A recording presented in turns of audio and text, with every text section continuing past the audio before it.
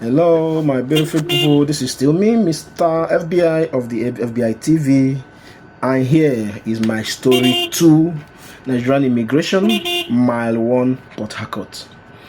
In early 2021, I wanted to renew my international passport. So I had to apply online 25,000 naira for renewal. So I paid and did all my forms and all my form work, and then printed them out as I was instructed, and then headed to the passport office for submission. So while I got there, it was obvious to me based on my observations that I am actually on my own. Reason is that I applied online. Every other worker there is expecting you to rather come to him, come to them, and then pay some exorbitant amount of money. Some were paying to 45,000, some were paying 75,000, as the case may be, to renew your passport. And what that means is that someone have to handle your passport application. So you have to pay that money for someone to handle it, and not just to go online and pay. Once you do that, they are going to bring out a lot of excuses just to frustrate you, and this is what happens to me. So this is my story. When Nigeria have not happened to you, you may not understand some of these things. If Nigeria happened to you, you will understand the country we are living in.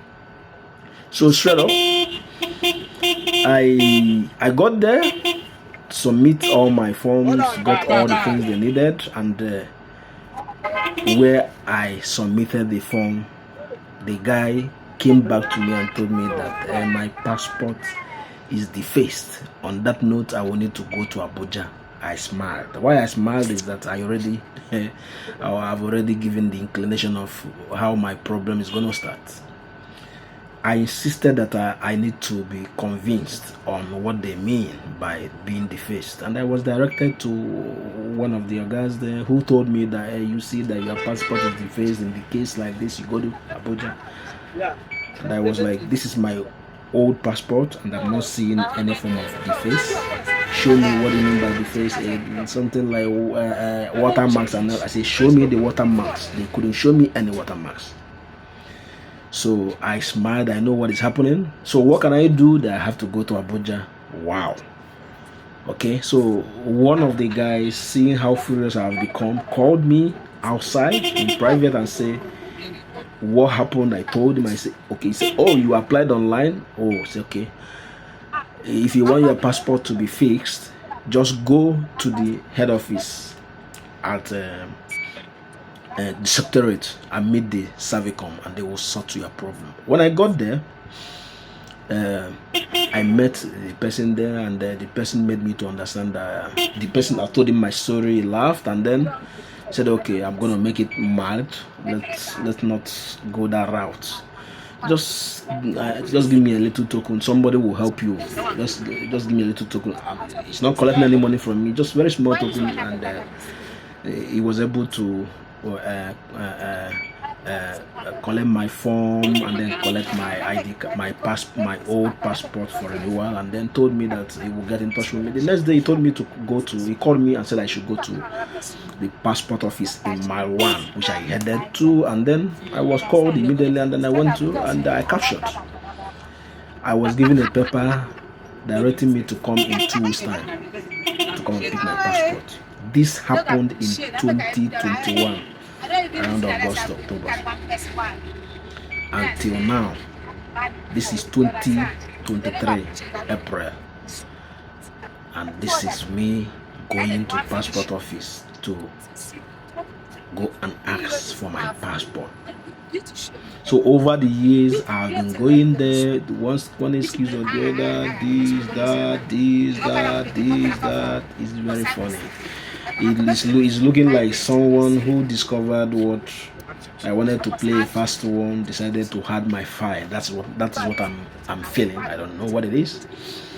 And then at the end of the day, I decided that today I have to face it once and for all. So I made some call to the person that has been I've been working with on that regard, and who has been, even some occasions it will be like, okay, that even if it means him paying for the stuff that he's going to do that just for my passport to be out. The person, this officer really tried so much. Like the officer was picking my call at any time my call to explain, and then apologize, and then ask me to please be patient with them, that they will work on it and all of it. Earlier, I have already registered for an exam, paid money for an international exam I wanted to write, but they can't register me online because my passport is not available. That was why I want to renew my passport. I've attended class, and this is me still pursuing the passport after 2 years. Like, even if it's visa, the passport we're doing. When Nigeria happens to you, you won't understand some of these things. So today, now I took a permission from office. I got someone who had to stand in for me in the office where I manage. And then I had to head to mile 2. This is me heading to mile 1 to go and complete the process. And to the glory of God, when I got there, it happened that a new PCO, passport control officer, is on seat, and he asked I come in, listened to me, and convinced me that I'm going to leave the place smiling.